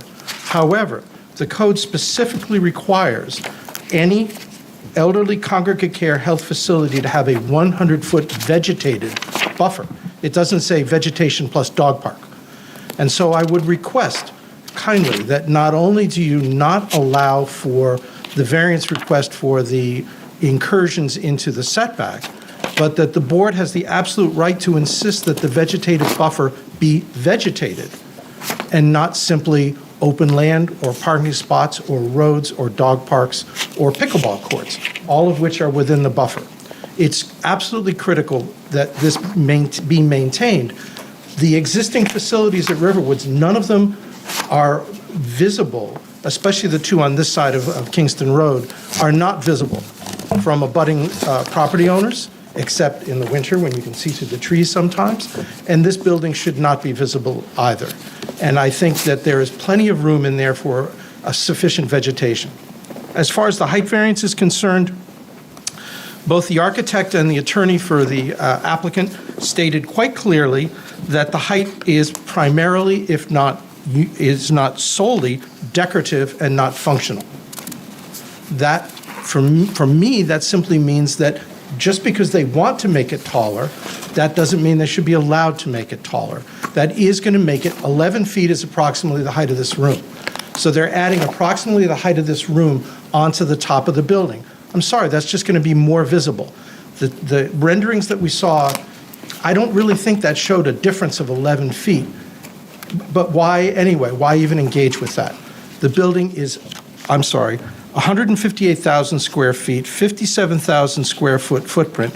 I think that 35 feet is fine. And I think if they have to put in a flat roof, they have to put in a flat roof. And if the building doesn't fit with the service roads and everything else into the area that's allowed, I'm sorry, you have 204 acres. Find another place for it. I understand part of the reason for placing it here is convenience, centrality to the three campuses, but it also serves to, frankly, make sure that the impacts of the building are primarily felt by the abutters who are not existing residents of Riverwoods. And I think those people need to share some of the pain that the abutters are sharing. So thank you very much for your time.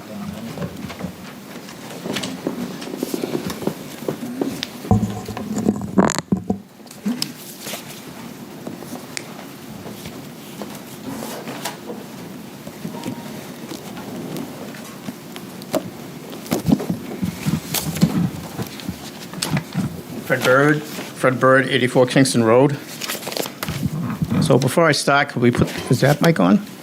Before we start, can you put that plot plan back up, please?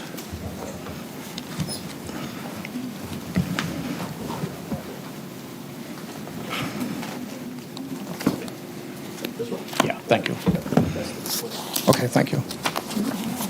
So, it changed. Okay. So I live right about here. And Bob and Sue live right about there. And you said the noise wouldn't be a factor? I'm retired. Sir, you talk to us, not to All right. people in the audience. The lawyer said that the noise won't be a factor. Almost all the neighbors are retired. The noise will definitely be a factor. Just full disclosure, I have PCA dementia myself. I've had it for 5 or 6 years, so I'm going to try to get through this. If I get lost, just hang on for a second. The parking lot that they're going to put in right here, oops, I did it again. There's currently a whole bunch of trees and a house. So all those trees are going to be gone. We're going to hear all this noise. The generator is right there. Shipping and receiving's right there. All right. Over here is the generator for Riverwoods. I live right here. So we're talking stereophonic here. That Zoom meeting was the first time I heard that this was even going in. I said nothing at the Zoom meeting because I was in total shock at the size of this place. And when I came in tonight and saw it, I was blown away.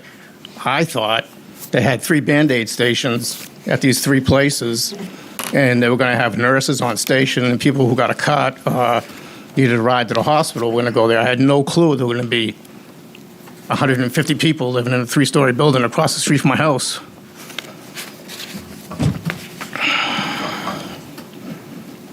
They also said in the Zoom meeting that I didn't know till the Zoom meeting. I've lost all the. I have my footprint's 20,000 square feet. I have a half acre. A quarter of my acre of my land now is dead. I didn't realize all this water was coming across the street from them, going through the culvert, going to Grant Yard, running all the way down the hill. I'm the lowest spot. All my trees are dead. I had 36 willow trees, beech trees. All my beech trees died this year. They were 15 years old. They were all drowning. And then they said they're going to divert that water into that little pond. That pond's going to turn into a lake. That's right around it. Right around here somewhere. It's going to turn into a lake. Pond right here. Oh, yeah, the pond, okay. It's going to be a lake. It's already a pond if they divert all that water over there. And someone else said that, the landscape lady said she can't put trees in there. Bob and Sheila, who just sold that 7 acres to Riverwoods, Bob put 30-foot trees in there. They're all still there. He put them in like 20 years ago. You can put big trees in. They're all evergreens. Okay. So anyway, I've been in town since 1987, and this is the second home I've owned. I've lived down the street since 1996. When I moved here, Riverwoods was already built, and you wouldn't even know they were there because of all the trees. Until the 7 acres was sold behind my house, I never even needed to speak to Riverwoods about anything. They're great neighbors. Everything's been fine. But like I said, Riverwoods has a generator. It's quite large, and when it starts, we hear it pretty good. It has a clean shot straight into my dining room and my bedroom. The Boulders concept drawing shows they too will have a generator. Neither of these generators will disturb their residents due to their locations being well away from their dwellings. The concept drawing also shows ship and receiving, a dog court, a tennis court, being moved closer and closer to Bill and Sue's home. And I can imagine all the trucks coming in, all the pallet jacks, all the workers, all their voices unloading all day. And I do hear the tennis balls. I sit on my balcony behind my house, and they're going to really hear them. It will definitely be disturb our peace and quiet. We asked the board not to approve any change to the 100-foot landscaping buffer for the following reasons. Article 6, Section 6.1, 2D, it calls for a minimum depth of a 100-foot buffer, and whenever possible, natural vegetation shall be retained. I would suggest that they, in this 100-foot buffer, they use spruce, hemlocks, pines, birch, and beech, other trees and bushes natural to the very country, very scenic Route 111, and make it as dense as possible. The idea is to block all the noise and all the lights. Please ask Riverwoods to use as many conifers as possible, since no leaves will drop from a conifer, and there will still be a buffer blocking everything from sight all winter because we have about 6 months without trees around here. We also would like to ask that the generator, ship and receiving, the tennis court, and the dog court all be placed behind any new building that may be built. And birch and hemlocks and spruce all be planted around them so families living in eye and earshot do not have to hear beeping trucks in loading zones, tennis balls bouncing, generators running, street lights and residential lights. I had no idea it was 3 stories. I thought it was a nursing station. I had no idea it was going to be 150 people with lights going off and on all night, with 3 shifts of people being seen at night. And it will also keep the headlights. I live 3 houses down, and the headlights coming out of, I think it's Wet Oak, they always come straight down my backyard. You wouldn't think it, but it does. And then this would also keep any and all other large exhaust fans or HVAC units from being heard. We hear Riverwood's squeaky fan all summer in the dead of night when we're trying to sleep and enjoy the peepers. The fan just squeaks all summer. They're all gone home, and we get to hear the fan all the time. Never complained about it. I only suspect that combining, we asked the board not to approve Article 4 of Section 2 about the heights, where the board wants to place this building, and their concept drawing looks like it'll be right on the road. If we're 100 feet back, perhaps, like this fellow suggested, put it someplace else. I didn't even know they had 204 acres. You wouldn't be able to see the roof line. I'd rather have a flat pitch or a 2-story. That building will not fit into the neighborhood comfortably without taking over the entire neighborhood. As of merging of all the properties into one mega property, I'm not familiar with acreage and occupancy guidelines. I only suspect that combining all the acreage would benefit Riverwoods in some fashion to grow their business. And as a side, let's say 5 years ago, I told you that already, I lost all my trees, well, skip that. And then finally, the traffic. We've been using our emergency flashes just to back out of our driveway. We've been here for 30 years. We have to use our flashes to get out of the driveway now, just to exit our driveway for about the last 5 years, right onto 111. And then as we get up to the flashing light, more often than not, the cars either turn down Riverwoods Drive or Oak Drive. So perhaps they're employees or vendors or visitors, but they're always in a hurry. It's 35 out there. We've never complained for 30 years about the little things that do touch our lives with Riverwoods as our neighbors. Like I said, they're nice people. These issues have all been small, but this is like I thought was going to be a mini hospital. This thing's big.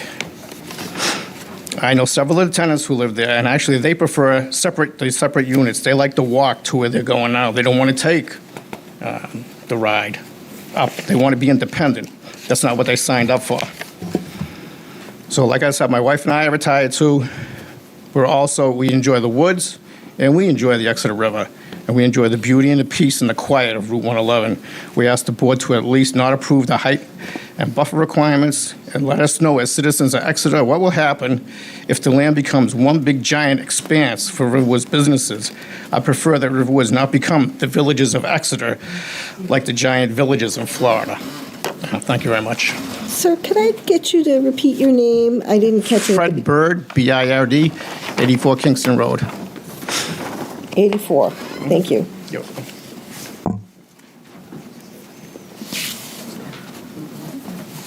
Does anybody else like to speak?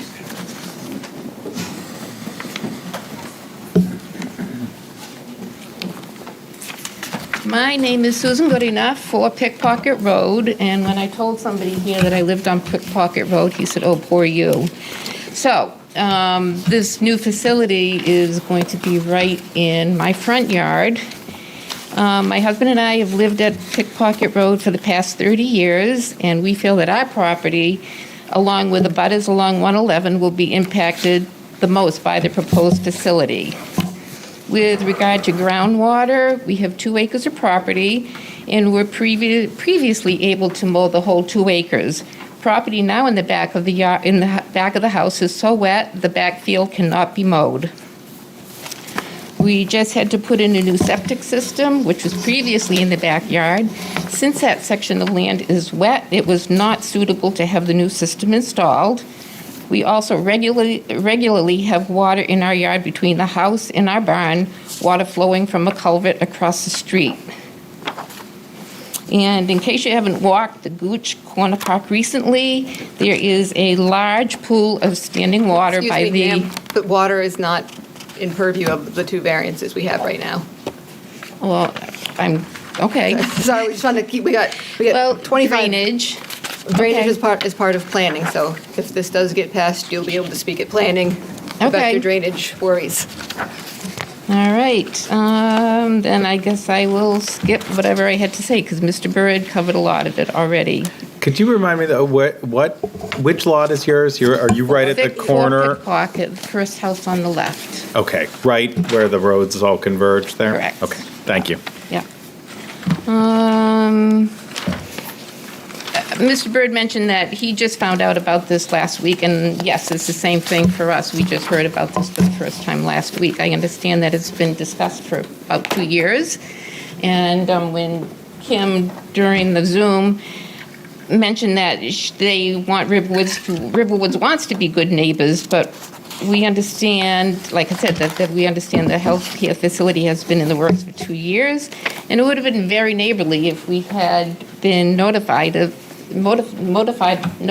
these plans before it got to this point. So, thank you very much. Thank you.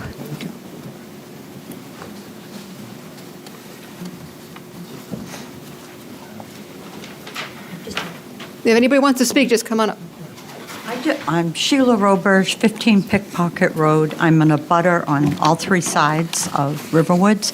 I just have a question. Everybody said CELT has signed off on this. Who owns Jolly Rand Road? Like, is that part of it? I know CELT uses, but who, is that Exeter Conservation? Is it the town? It's a historical trail. Yeah. Okay. Can somebody show me where it is on one of these maps? Because I'm very curious about how close this is to Jolly Rand Road. This is the intersection with Pickpockets. Shoots off that. Yeah? This is Jolly Rand right here along that property. Okay. How many feet is it from that road that's going around the building? The road itself, I believe, was 52, if memory serves, somewhere in the 50s. Yep. And that's in this location here, I think it's the closest point. And the building is more than 100.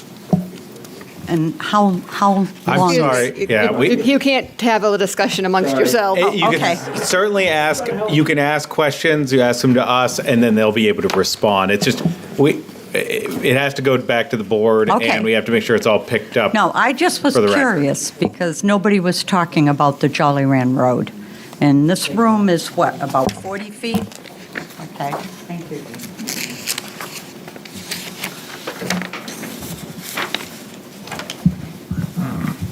My name is George Bagg. I live at 7 Riverwoods Drive. I am a Riverwoods resident. And when I think about a health center that is remote from the building that I live in, sometimes I think that that's not necessarily what's best for me. It has the potential to impact both my wife and myself. At the same time, I cannot predict what my future health care and needs might be. So when I think about a facility that's designed and built with elder care in mind, with memory care and Alzheimer's care in mind, with Parkinson's care in mind, and at the same time maintaining for me a sense of community, I can't help but think that that is nothing other than what's best for me. So I may not be jumping up and down excited about this project, but I understand all of the reasons that have gone into pursuing it, and I wholeheartedly endorse it.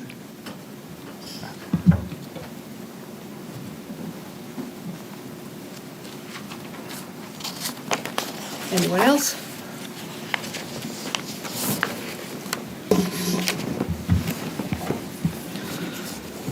Hi, my name's Glenn Theodore, 5 Riverwoods Drive, Exeter.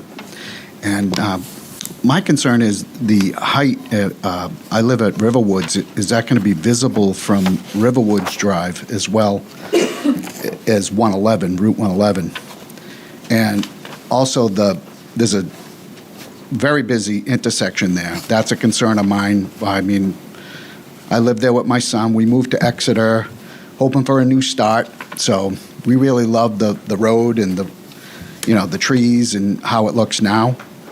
And we're concerned with what I'm concerned with is that height going to be visible from Riverwoods. Also, the noise. The noise is tremendous. I mean, it started out, it's quiet at times in the evening, but there's just emergency vehicles constantly going by my home. There's heavy equipment parked near my home in a residential neighborhood. My son, he can't even play in the yard. At times, I don't let him play in the front yard because people are speeding back, and Riverwoods employees are speeding back and forth down the road constantly. I had a talk with Riverwoods several times, Kim and others, about it, and it just goes away for a short time and then it comes back. So there's constant traffic. There's a safety issue, definitely, with the road. I mean, I'm surprised nobody's been killed yet, but I know there was an accident, and the car went into one of the driveways of the neighboring house, and I just feel it's a danger now, dangerous with that facility. How is that Route 111 going to handle that type of traffic with this proposed project? I can't see that type of traffic being good for the community and for the neighboring homes. I mean, we're living there. There's nice, and Okay. But again, that's traffic is planning board, not Okay, our and purview. height. How about the height? Am I going to see that from my house? Noise. I mean, I'm already have a tremendous amount of noise. How much more noise? How many more emergency vehicles? How many more, things that you don't really want to mention are going to keep going by the house, And we have to deal with this on a basis. And we're trying to enjoy our home. I'm trying to retire. I moved there. I have a small business. I've worked 40 years. I moved here to retire and enjoy my retirement in my home and finish out my years of work. And I don't feel I'm going to be able to do that at this point. I may have to move again. And I didn't want to move again because my son, he's 7. He lost his mom, and this is a new start for us. And I didn't want to start again. He's already he's familiar with the area, he's happy, but, it's like, do we have to move again? That's my concern, so I hand it over to guys.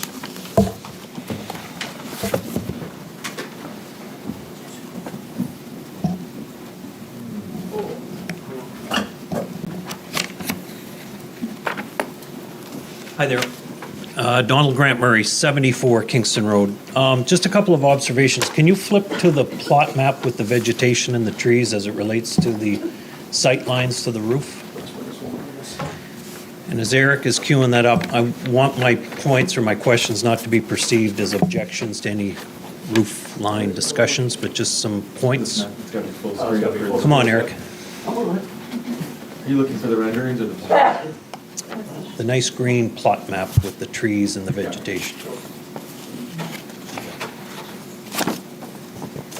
Robbie's plan. Yeah, I'm trying to find the full screen mode on this one. Down in the right-hand corner. Right next to the sound, left, up, down, right there, right there. To the right, hit that. Internet. No, it doesn't. Sorry, my bad. Just hit Control L. All right.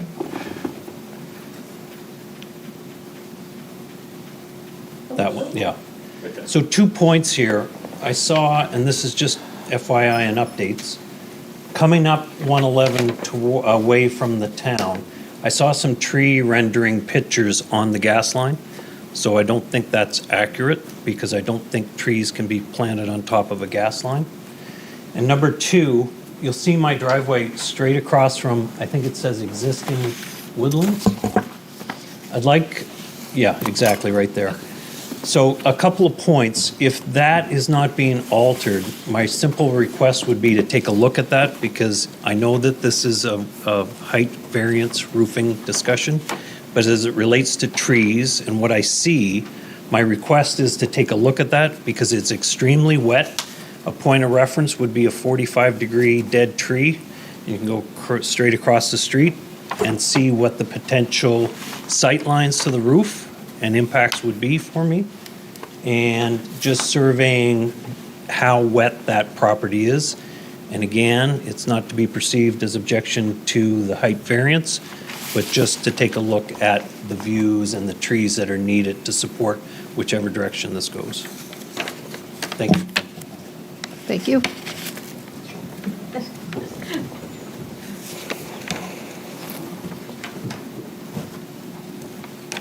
Anybody else?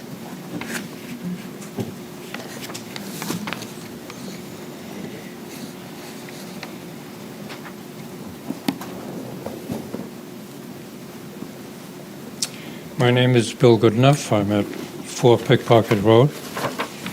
I just have a comment to make.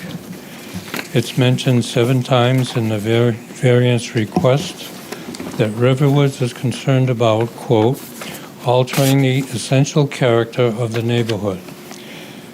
Do you consider a building 200 feet wide, 400 feet long, and 3 stories high as altering the essential character of the neighborhood?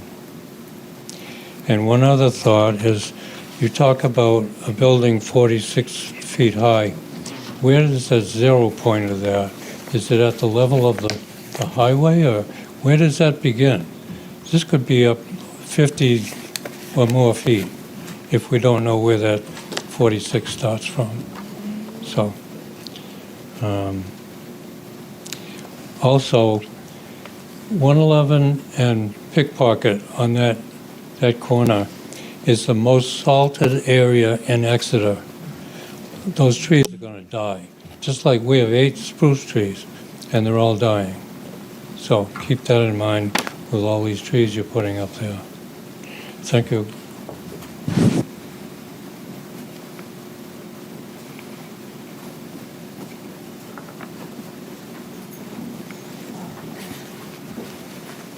Anyone else? Sharon, it looks like you're up. You have 15 minutes. We might have to.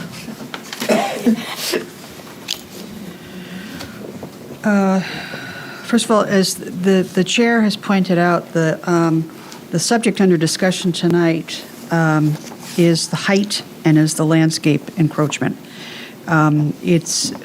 I know it's been very informative to hear, not only at the neighborhood meeting that we had the other night, but also tonight, the significant concerns which the neighborhood has about traffic, noise, drainage, et cetera. And as we previously indicated, these will be attended to at the planning board level, starting with the conceptual consultation with the planning board. However, as has been noted, the issue before us tonight is height. It's not noise in general, but noise which may be created, for example, from either the landscape encroachments or from the height. So what I would say is that I didn't hear any particular comments about the height tonight. I would clarify, the gentleman who just spoke talked about the essential character of the neighborhood. That element, as the board knows, really goes to the subject of the variance request, which is height. What is not before this board is the size of the building, the footprint of the building, or the use of the building, because that has already been determined that those elements of our proposal comply. What we're talking about is whether the added 11 feet will alter the essential character of the building, and it is our position that it will not. I know that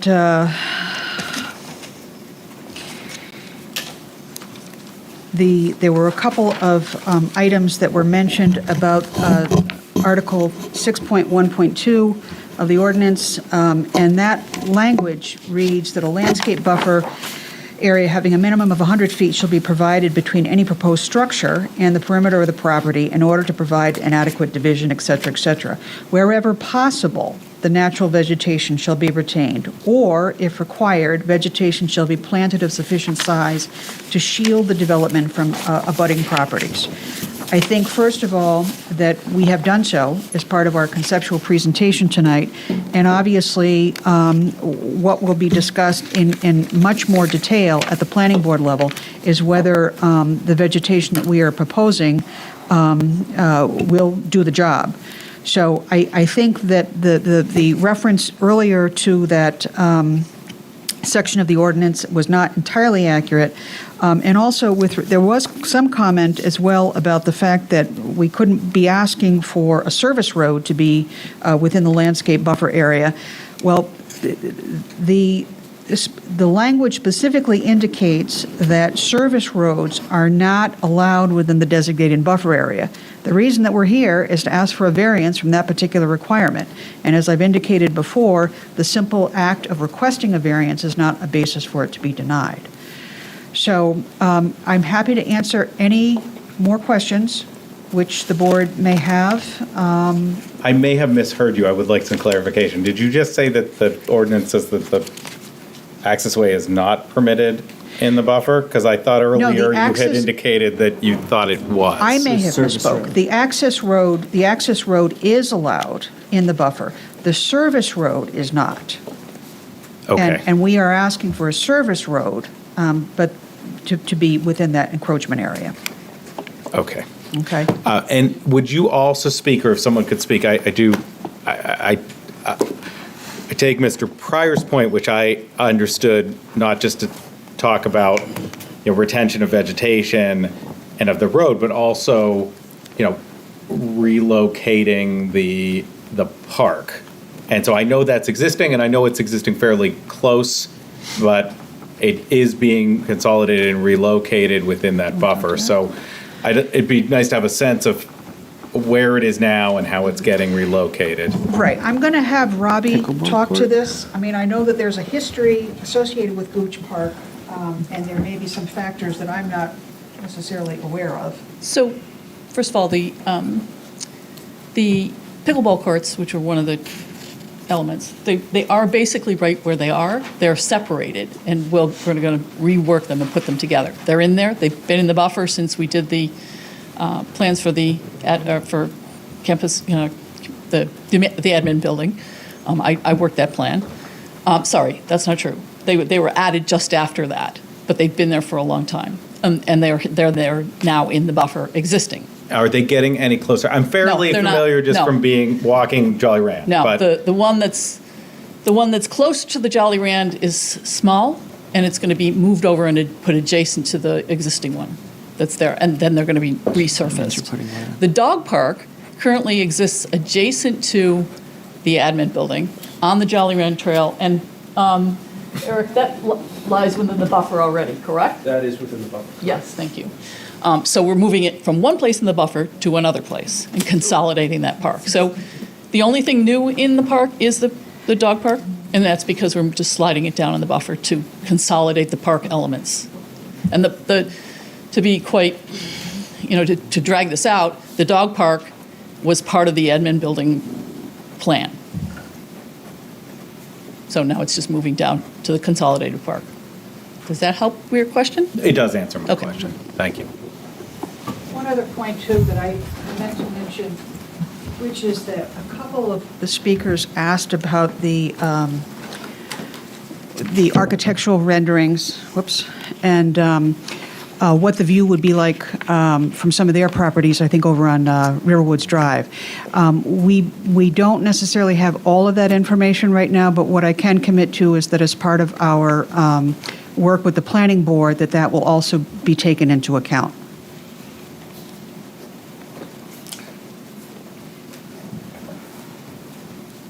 Excuse me, sir? Oh, sorry. I can't. Oh, I thought. No. I thought we had the 9. No. Public, your guys' words you've had your time. How's that?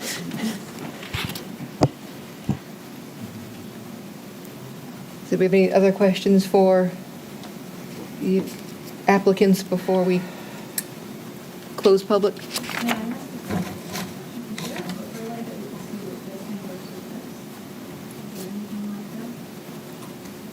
The question is there an existing overlay to where we can see what's currently there versus, and I think one of your might show something similar. I think it's one before this, that.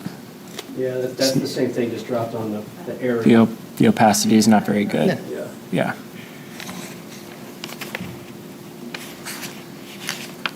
Does anybody from the board have any more questions?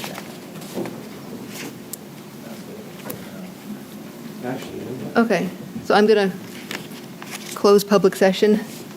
So now we are on to our deliberations that we have to finish in 7 minutes.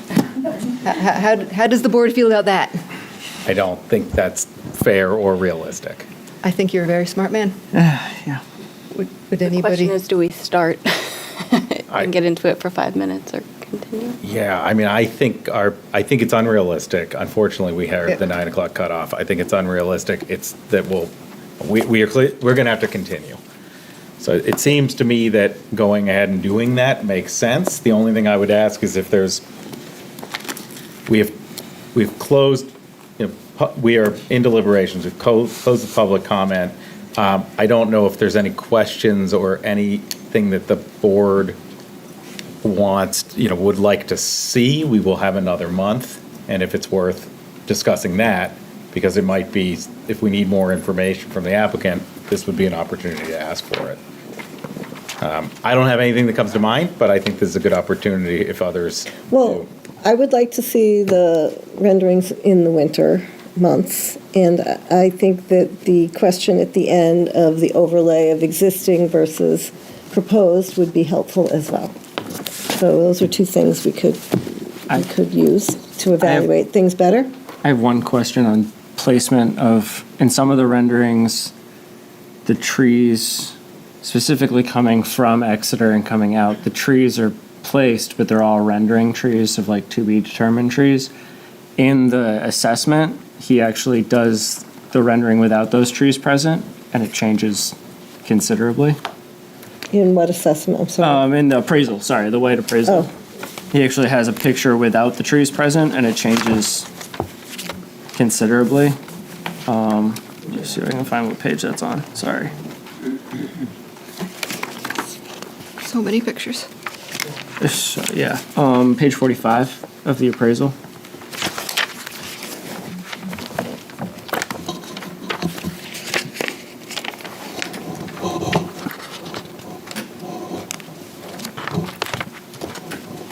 Good point. Which changes it from the other sort of generated photo. The other generated photo makes it a little, Yeah, distracts away. which So, are you just making a statement? I don't know. If there's some other way of bringing it up, that's probably a statement just to consider that. A solid hint? Or like that we should maybe get a finalization of where the trees are going to be located at and how closely they're going to be spaced together. Because that's going to Well, change that's not, the view. that's not within our purview. purview. right, That's yeah. planning. Yeah, okay. Then yeah, maybe it's just a point. But it is within our purview as far as the visibility of the roof line, correct? Because that's what we're talking. Yeah, but I guess we can't ask them specifically for what No, will yeah. your Well, maybe- landscaping be. They're giving us ideas of what it may look like, but we can't ask them to come and give us your final rendering of your Oh, and maybe. landscape that's planning. Yeah. Yeah, I mean, we could, but I don't think it would be not fair, and I don't It's not think, it relevant. will change in planning, but I think we are making a decision based on what's being represented to us. Yeah. So I think, we can, and any decision made, I think, is conditioned on what's been presented to us. So I think certainly clarification between those two and some assurance, again, understanding it's not going to be exact because we have to give planning the leeway to do their job. Yeah. And to make changes, but Is it reasonable to ask for, because I think there was a question about the perspective of coming up from Riverwoods Drive, what that view would look like? Because both of them, all the views that we have are coming on Kingston Road, right? One direction and the other, and nothing coming up Riverwoods Drive. yeah, I guess my thought is that, Attorney Summers had indicated that they will provide that for planning. Okay. I think it's up to the applicant what they provide, but that would certainly be helpful if it can be provided for the next meeting. And likewise, the winter, I think, winter renderings were said that they'd be there for planning. If we can get them if we can get them for the next meeting, that would be very helpful. Obviously, it's the discretion of the applicant. Fair. Does anybody have a motion for me? I guess I would make a motion that we continue the application to the April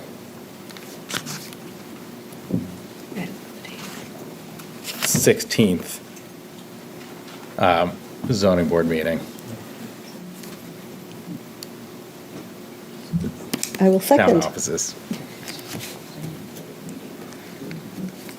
I will second. Okay. Everybody who agrees? Aye. Aye. Aye. So, you okay with that? Thank you very much for your time tonight. To the extent possible, I would just hope that everyone who's managed to be here tonight could also be there on April 16th. That is the goal. Yes, okay.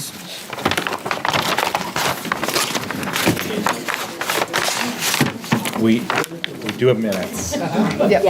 I had no comments, so if you guys will, I could stick around if we want to do them. I had. So that's very interesting. Because we are continuing on deliberation. Other stuff to read. I haven't read them, so if you want to wait. Excuse me. We're still in session. Yeah. So if you guys could discuss outside, Things as they happen. we haven't closed the Yeah, meeting. the meeting is still ongoing. If everyone could, either be quiet or clear the room. Won't be long, but we are still going. And or whatever else is going on. Yeah. Sorry to jump That's in, enough, but- yeah. That's okay, you had a good laugh. No problem. I tried. Is it okay if we postpone, because I didn't read I them? think if somebody asks to, I move that we postpone the approval of minutes to the next meeting. Second. Give us all more time to digest this information. Second. Thank you. everybody agree? Aye. Aye. Aye. We will review the minutes for the February 20th meeting at the April Very nice to see you again. I think of you every time I walk on down the road. I hope you often too. I told Karen, I'm so glad you get to talk to you. Oh, it's nice. I still have your Easter card up Anybody? on my mirror. I will move to adjourn Who's second? tonight's meeting. Second. Good to see you.